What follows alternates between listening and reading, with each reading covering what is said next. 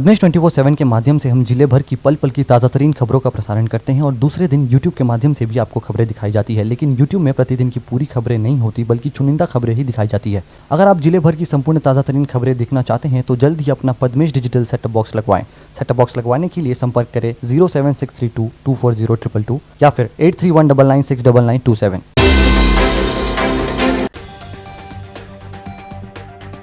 Police को मिली बड़ी सफलता, आधा सैकड़ा घटनाओं में शामिल 3 राज्य के इनामी नक्सली को किया गया गिरफ्तार। पार्टी विरोधी गतिविधियों में शामिल रहने पर जिला कांग्रेस कमेटी ने 6 सदस्यों को 6 साल के लिए किया निष्कासित। कॉलोनाइजर लगा रहे स्वच्छता पर पलीता, नगर पालिका ने शासन को लिखा पत्र, जल्द हो कड़ी कार्रवाई। अंतर्राष्ट्रीय महिला दिवस पर जिले भर में हुए विविध कार्यक्रम, महिलाओं के अधिकार पर हुई विशेष चर्चा। महाराष्ट्र में बढ़े कोरोना के केस, जिला प्रशासन ने शुरू की सख्ती, जिले में प्रवेश के पहले दिखानी होगी निगेटिव रिपोर्ट। लालबर्रा में सप्ताह में 2 दिन बाजार बंद रहने की वजह से लोगों में असमंजस की स्थिति, फुटकर विक्रेता परेशान। प्रतिवर्ष की तरह इस वर्ष भी देश सहित पूरी दुनिया में 8 मार्च को अंतर्राष्ट्रीय महिला दिवस मनाया गया। सोमवार को अंतर्राष्ट्रीय महिला दिवस पर जिला मुख्यालय सहित अन्य ग्रामीण अंचलों में विभिन्न कार्यक्रमों के आयोजन किए गए। इसी कड़ी में नूतन कला निकेतन और त्रिलोक चंद शांति देवी कोचर ट्रस्ट के संयुक्त तत्वाधान में 7 से 9 मार्च तक 3 दिवसीय अंतर्राष्ट्रीय महिला दिवस के दूसरे दिन 8 मार्च को नगर के विभिन्न महिला मंडलों द्वारा रोचक खेल और आनंद मेले का आयोजन किया जाएगा।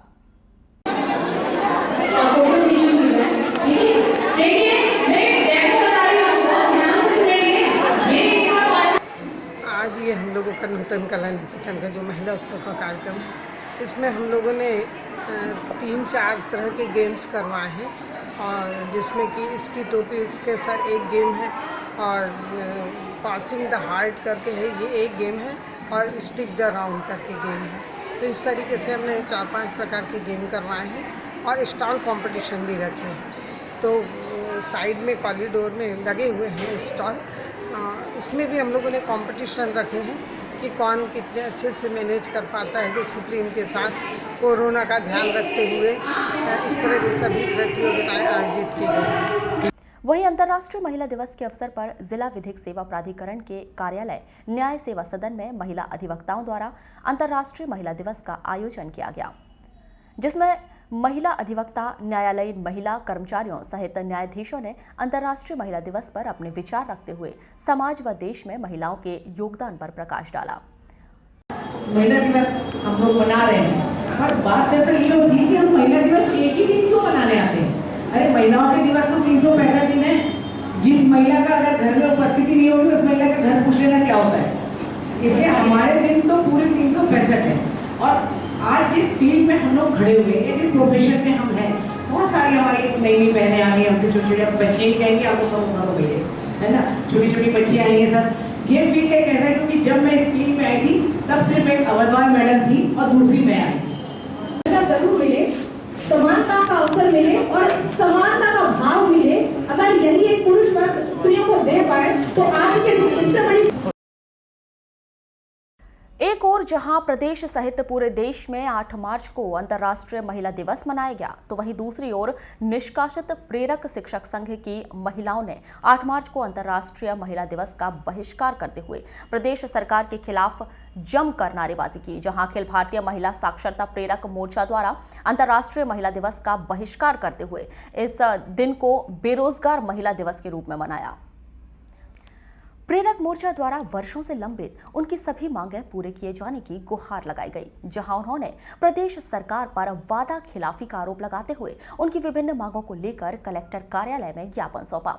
अंतर्राष्ट्रीय महिला दिवस के बहिष्कार को लेकर की गई चर्चा के दौरान महिलाओं ने बताया कि प्रदेश सरकार ने वर्ष 2018 में जिले के 1660 प्रदेश के 19,000 प्रेरक शिक्षकों को नौकरी से निकाल दिया है, जिससे ज्यादातर महिलाएं हैं जिनकी प्रदेश सरकार द्वारा अब तक बहाली नहीं की गई है, जिसको लेकर निष्कासित महिला प्रेरकों द्वारा अंतर्राष्ट्रीय महिला दिवस का बहिष्कार किया गया। हम महिला दिवस, अंतर्राष्ट्रीय महिला दिवस के साथ बहिष्कार, हमारे प्रेरकों की बहाली होना चाहिए। और हमारे मुख्यमंत्री जी बोल रहे कि माता आज बहनों का दिन है, महिलाओं का दिन है, इस महिलाओं के दिन में हमारी बहनों को और महिलाओं को नहीं समझेंगे तो काय के मुख्यमंत्री। हमारे मुख्यमंत्री जी ने हमारी सेवा बहाली करना चाहिए। हमारी सेवा बहाली में हम जो संविदा प्रेरक थे, संविदा प्रेरक में बहाली करना चाहिए और हम महिलाओं को संबोधित करना चाहिए। आज अंतर्राष्ट्रीय महिला दिवस के रूप में हम लोग यहाँ एकत्र हुए, लेकिन इस महिला दिवस को हम अपनी पीड़ा दिवस के रूप में इसको मनाना चाहते हैं, क्योंकि हमारे साथ मुख्यमंत्री जी ने बहुत अन्याय किया है। हमको बेरोजगार करके हमारे को दर दर की ठोकरी खाने पर मजबूर कर दिए हैं। उसी के लिए हम लोग इस महिला दिवस को हम पीड़ा दिवस के रूप में मनाने।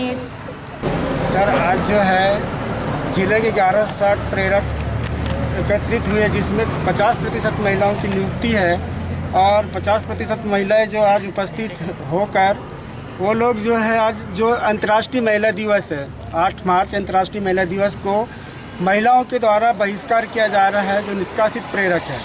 और निष्कासित प्रेरक महिलाओं ने बहिष्कार करते हुए यह संदेश देने का कार्य किया है मुख्यमंत्री जी को कि आज जो है महिलाओं के सम्मान के दिन आप मुख्यमंत्री महोदय जी जो सेवा से निष्कष्ट है महिला प्रेरक, उनकी सेवा बहाल करें, उनको जीने का सहारा दे, उनको रोजगार उन्हें दे। और नहीं तो आज जो है हम महिलाएं इस दिन को बेरोजगार महिला दिवस के रूप में मना रहे हैं और पीड़ित महिला दिवस के रूप में मना रहे हैं। बालाघाट जिले के लांजी थाना के अंतर्गत आने वाले अति नक्सल प्रभावित पुलिस चौकी देवरबेली के मलकुआ और चिलकोना के जंगलों में 8 मार्च की सुबह पुलिस और नक्सलियों के बीच कई राउंड फायरिंग हुई। इस पूरे घटनाक्रम में पुलिस द्वारा लगातार नक्सलियों की गोलीबारी के विरुद्ध जवाबी गोलीबारी करने के दौरान मध्य प्रदेश, छत्तीसगढ़, महाराष्ट्र 3 राज्यों का 14 लाख का इनामी नक्सली एरिया कमेटी सदस्य जो टांडा दलम में बीते कई वर्षों से सक्रिय था, श्यामलाल मूलतः गढ़चिरौली निवासी को पुलिस द्वारा गिरफ्तार कर लिया गया। इनामी नक्सली श्यामलाल पर छत्तीसगढ़ में 6 लाख, मध्य प्रदेश में 3 लाख और महाराष्ट्र में 5 लाख का इनाम घोषित है। यह नक्सली बीते कई वर्षों से हत्या, लूट जैसी कई वारदातों में शामिल रहा है। इस दौरान वर्ष 2010 में हॉक फोर्स के जवान हरीश राहंगडाले के घटनाक्रम में भी यह नक्सली शामिल रहा है। पिछले कई दिनों से अपना पूरे ही क्षेत्र में जो बालाघाट जिला है, जहाँ पे भी नक्सल प्रभावित जो गाँव हैं, जंगल क्षेत्र है, उसमें लगातार hoc force, Madhya Pradesh police, in fact कुछ जो बॉर्डर के एरिया है वहाँ पे छत्तीसगढ़ पुलिस, महाराष्ट्र पुलिस के द्वारा भी सभी जॉइंट ऑपरेशंस और सर्चिंग ऑपरेशंस किए जा रहे हैं। जो आज की हमारी सफलता है वो आज सुबह से ही जो हमारी देवरबेली की हॉक फोर्स की पार्टी निकली हुई थी, मलकुआ क्षेत्र का जो जंगल है उसके पास सुबह सुबह करीब 7 से 7:30 के बीच में एक एक्सचेंज ऑफ फायर हुआ, जिसमें कि क्योंकि इनका आमना सामना वहाँ पर उपस्थित जो टाटा दलम है और मलस्कंड दलम है उसके नक्सलियों से हुआ। और इनफैक्ट जब ये लोग उस क्षेत्र में अपना सर्चिंग का अभियान कर रहे थे तभी जो नक्सल दलम की निगाह संभवतः इन पर पड़ गई और उनके द्वारा फायरिंग शुरू की गई और जवाबी फायर, संतुलित जवाबी फायर फोर्स की टीम की तरफ से भी किया गया। परंतु करीब आधे घंटे 45 मिनट रुक के जो फायर होने के बाद जब फायरिंग रुकी तो उसके बाद आसपास का क्षेत्र सर्च भी किया गया। उसमें जो कुछ दूर में सर्च करने के बाद एक जो नक्सली हमारी नक्सली श्यामलाल बीते कई वर्षों से बालाघाट जिले में सक्रिय था, जिस कारण छत्तीसगढ़ से आने वाले नए नक्सली सदस्यों को स्थानीय स्तर पर जानकारी देने के अलावा भाषा और भौगोलिक जानकारी भी देता था। की पहचान जब बाद में हुई है तो उस पर पता चला है कि वो टाटा दलम के काफ़ी पुराने सदस्य हैं और श्यामलाल नाम उसका पता चला है। उसके ऊपर कुल मिला के 84 अपराध लगभग पंजीबद्ध हैं, जो मध्य प्रदेश, छत्तीसगढ़ और महाराष्ट्र में तीनों मिलाकर, तीनों राज्यों में मिलाकर कुल 14 लाख का इनाम भी इनके ऊपर है।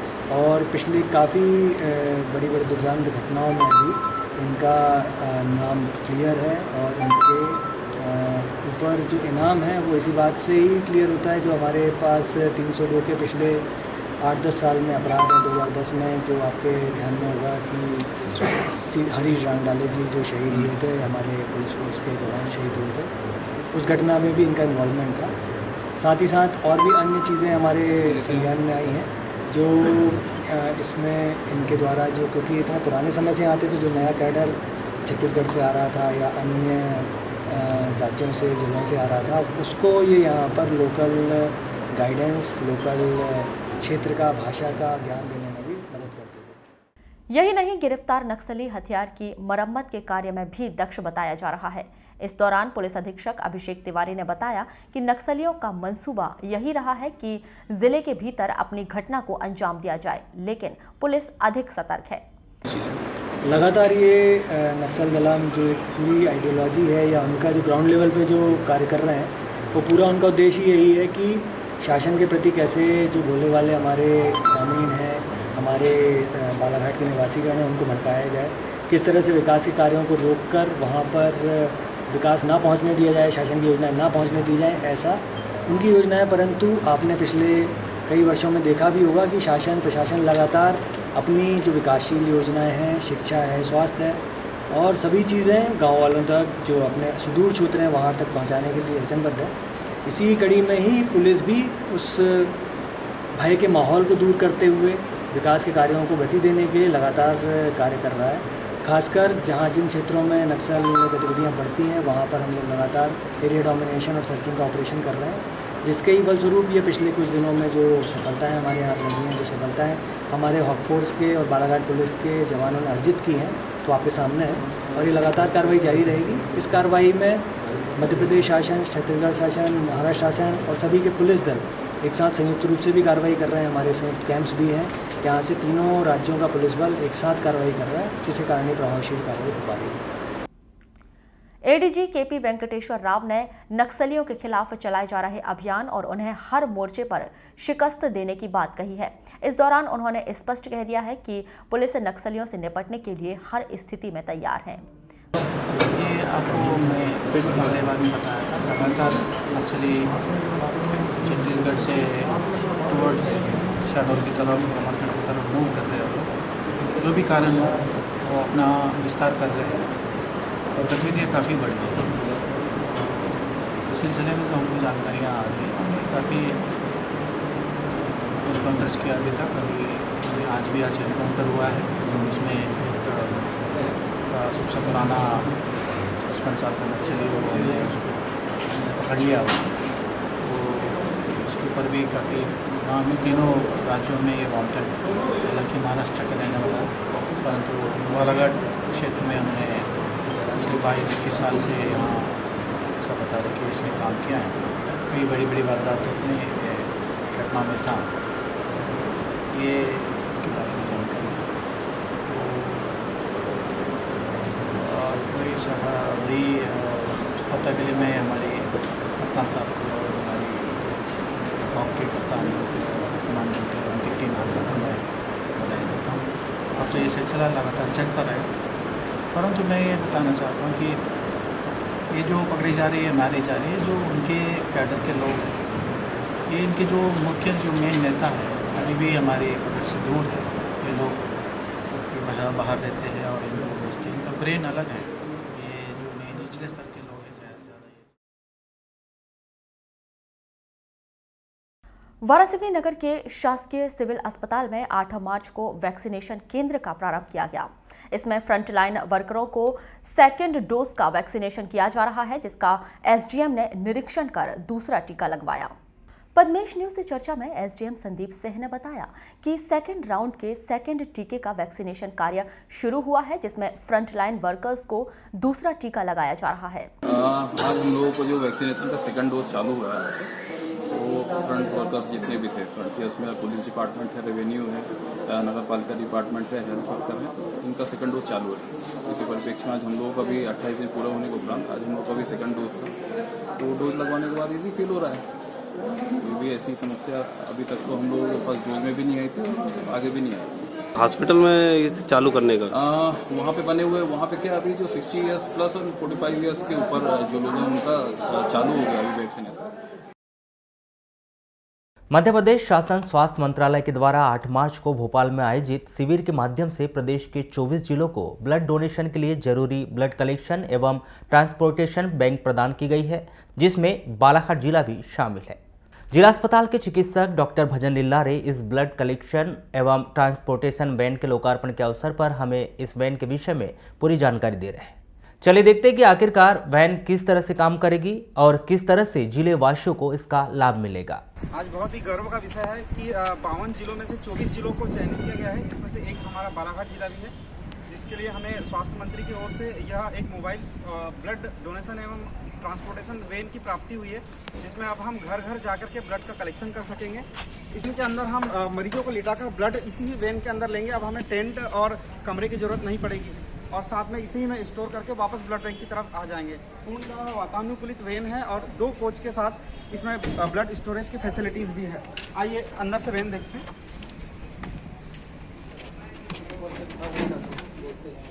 इस वैन में 2 डोनर काउच है, जिसमें हम मरीजों को लिटाएंगे, जिनसे उनका ब्लड निकाला जाएगा। साथ में रिफ्रेशमेंट की व्यवस्था है, पूरा ब्लड टेस्टिंग की फैसिलिटीज है, साथ में एक स्टोरेज यूनिट है, जिसमें हम लगभग 100 यूनिट तक ब्लड स्टोरेज कर सकेंगे और मरीज को लिटाने के लिए एक सोफे की और साथ में रिफ्रेशमेंट के लिए पानी चाय की व्यवस्था भी होगी।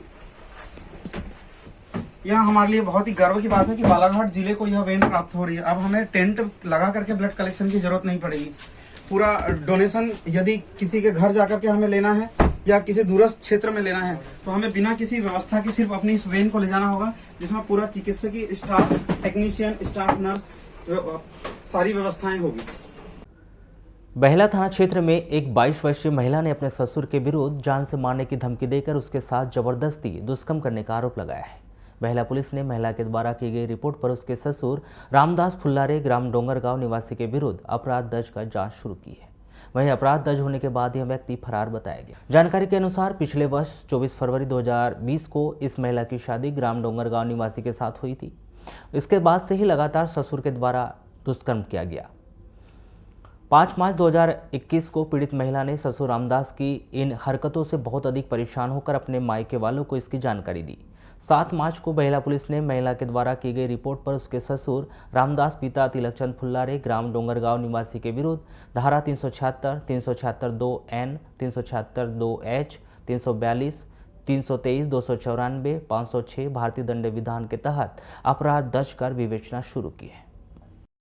जिला प्रशासन के द्वारा दूसरे प्रदेशों से आने वाले लोगों को बॉर्डर पर कोरोना नेगेटिव रिपोर्ट लाकर दिखाने के बाद ही जिले में एंट्री देने की गाइडलाइन जारी कर दी गई है, जिसके तहत एसडीएम वारासिवनी संदीप सिंह के द्वारा क्षेत्र के ग्राम मोवाड़ मध्य प्रदेश महाराष्ट्र बॉर्डर का सोमवार को निरीक्षण कर जारी की गई गाइडलाइन का पालन करवाने के लिए निर्देश दिया गया।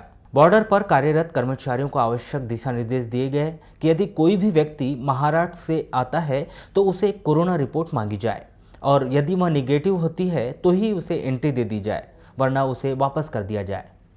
वहीं किसी व्यक्ति के द्वारा कोरोना रिपोर्ट नहीं लाई गई है तो उसे वापस भेजकर कोरोना रिपोर्ट लाने के लिए कहा जाए, अन्यथा किसी को भी बॉर्डर से अंदर आने की एंट्री ना दी जाए। और स्थानीय लोग जो रोजाना महाराष्ट्र आना जाना करते हैं उनकी स्क्रीनिंग कर नाम, नंबर, पता नोट किए जाने के भी निर्देश दिए।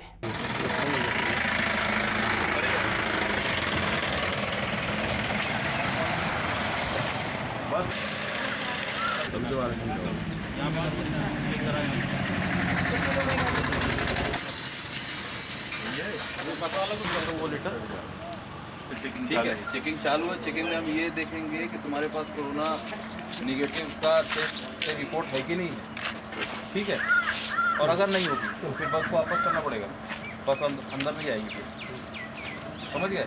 और तुम्हारे पास कितनी सवारी है अभी?